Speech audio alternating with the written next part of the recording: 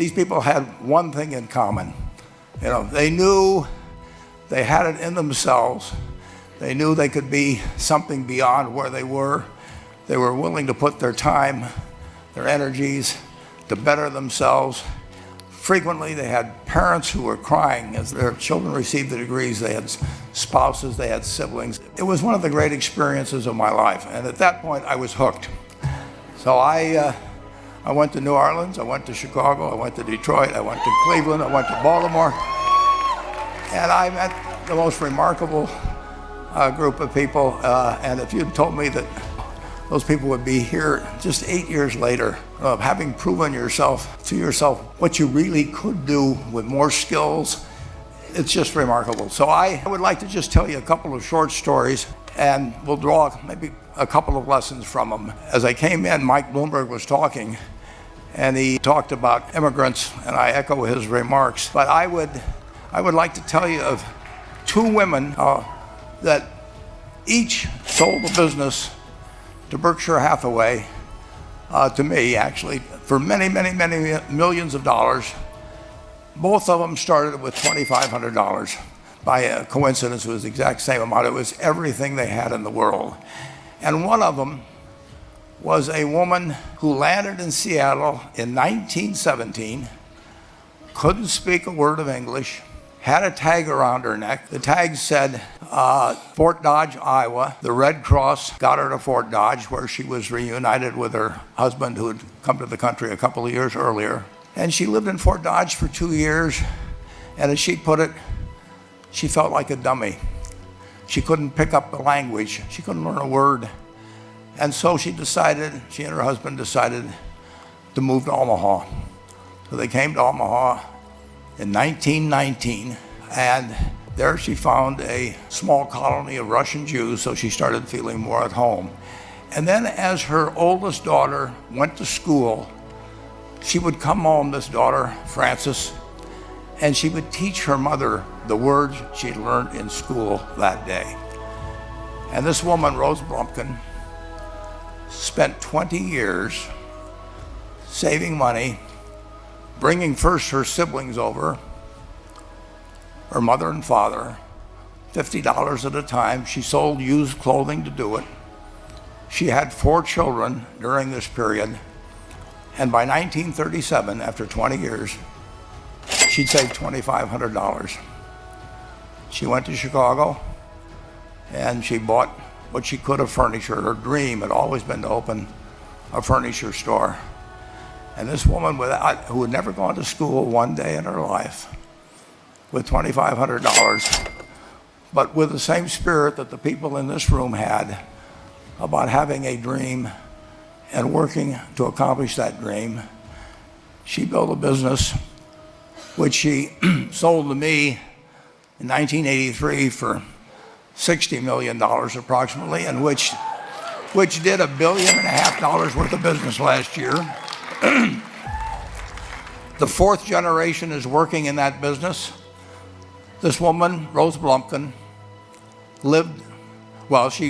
she worked for me until she was 103.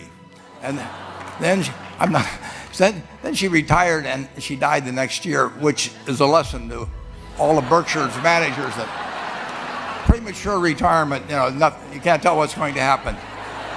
But Mrs. B, with her $2,500, one further fact about her, she could not read or write. And she went into a furniture business, and she didn't bring anything unique in furniture, but she brought a determination to succeed. She knew she could outwork anyone else. She knew she cared about her customers. She worked at very low gross margins, but she built this incredible business. And I saw one other woman who did a similar thing with $2,500. I paid her hundreds of millions of dollars for her business. So I decided to go to the source and get these people before, I don't want you guys coming around to me asking me hundreds of millions of dollars. I'd like to join in with you much earlier. So I've followed this group. Today I'd like to tell you about one other small business person. This person, I went to buy his business from him, and he turned me down, which was very wise. But this was a fellow who was born about 8 years before I was. He was born in 1922. We'll call him Jack, lived in the Midwest. He was a pretty good athlete, didn't like school much. And I'm going to tell you one thing early in the story. Maybe you can figure out who the guy was. The company he built hires more college graduates each year than any other company in the United States. And this fellow, who was destined for this but did not know it, Jack, went to college for a year and then dropped out. He really wasn't that interested in school. And the year he dropped out was 1941. And when the United States became under attack, he went down to the Army Air Force recruiting station, volunteered, and they turned him down because he had hay fever. So he went over to the Navy and again volunteered, and they took him. They put him on an aircraft carrier.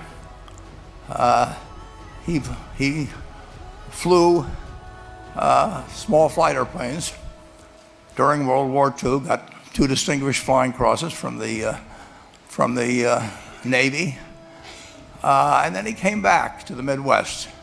So now we've got a young guy. Probably by this time he would be 23 or 24 years old. And the interesting thing is, he got back to the Midwest, and he actually kind of went from one job to another for a short period of, or not such a short period of time.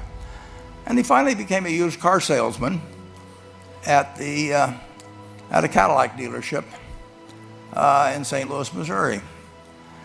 And at age 35, having moved up in the organization, the sales organization, he said to his boss, could I go into car leasing business with you? The boss said, well, if you'll cut your salary in half and you'll come up with, I think it was $25,000, which he borrowed, we can become partners in a car leasing company. So my friend Jack started at age 35 in the car leasing business. And he had 7 cars. It was pretty slow. In fact, one of the things he did was whenever the phone rang, he let it ring 3 or 4 times so people would think that he was very busy answering other phones.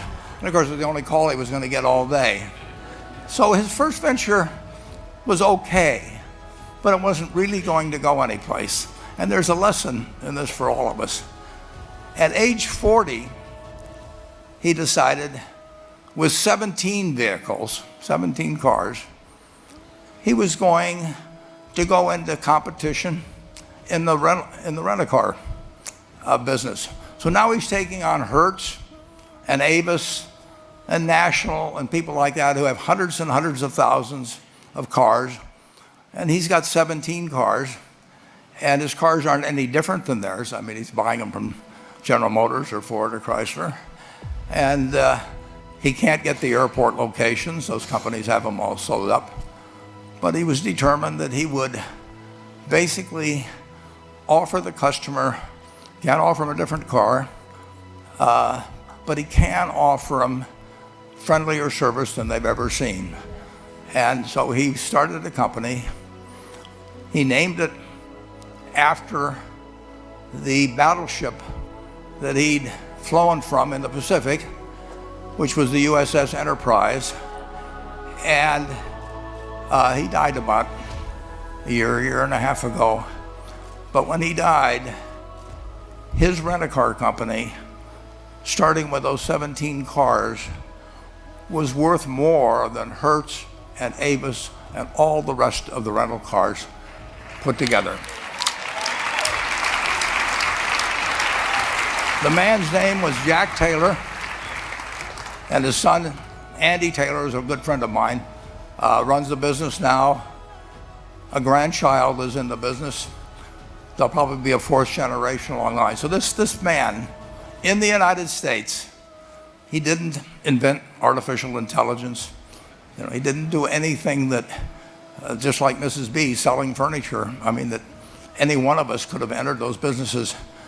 But he lived by the creed, basically, of delighting his customers and working with people and establishing the relationship with them so that they in turn would want to delight the customers. He couldn't go out there and take care of every rental car possibility, but he learned how to project himself and his attitude toward his fellow man and his desire, to make a friend out of every customer.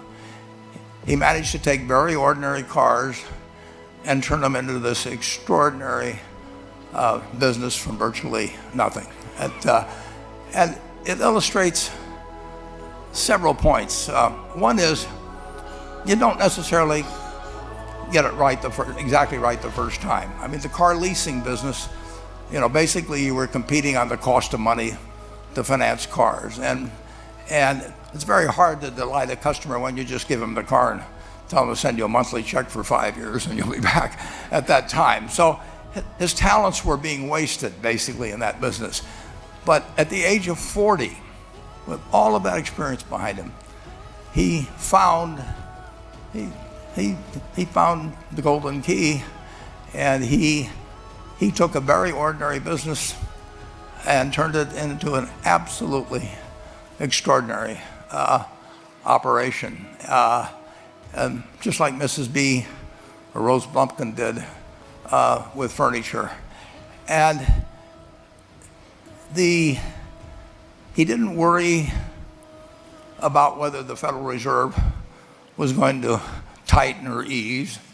He didn't worry about whether the stock market was up or down yesterday. He didn't worry about the things he couldn't change, but he did focus on the one thing he could change, and that was the customer's experience. And I have seen the one that got away, Enterprise. I went down to Florida and tried to talk him into selling to Berkshire, and he was smart enough not to do it. Probably the value of the company has quadrupled since I made that visit. But he was smart enough to see that he would find that business. Henry Ford, as you may know, failed twice before he started the Ford Motor Company in 1903. I mean, the test isn't whether you get the greatest business idea in the world the first time out. The test is whether you keep learning as you go along what your strengths are and what you can do for your customers, what you can bring especially to the party. And to do that, you need the education that I know you've received through 10,000 small businesses, but you need a genuine desire day in, day out to delight the customer. I've never seen a business, and I've seen a lot of businesses, but I've never seen one that delights the customer that doesn't succeed. I mean, what you want is that customer the next day when they think, do I want to rent a car or do I want to buy some furniture? What goes through their mind? It's the place where they've had a great experience.